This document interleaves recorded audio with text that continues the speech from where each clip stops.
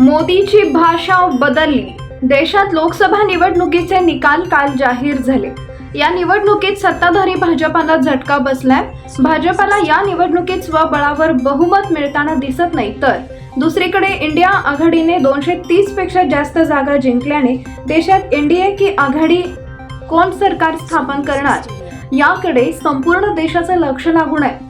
आतापर्यंत समोर आलेल्या निकालात एनडीएला 290 जागा मिळाल्या, मात्र भाजपला स्वबळावर बहुमत मिळालं नसल्याने बिहारचे मुख्यमंत्री नितीश कुमार आणि टीडीपी प्रमुख चंद्राबाबू नायडू यांच्या निर्णयावर भाजपला अवलंबून राहावं लागणार आहे। यामुळे काल कार्यकर्त्यांशी बोलताना पंतप्रधान नरेंद्र मोदींनी कुठेही मोदी सरकारचा उल्लेख न करता एनडीए सरकार पुन्हा एकदा देशात सरकार बनणार अशी घोषणा केली।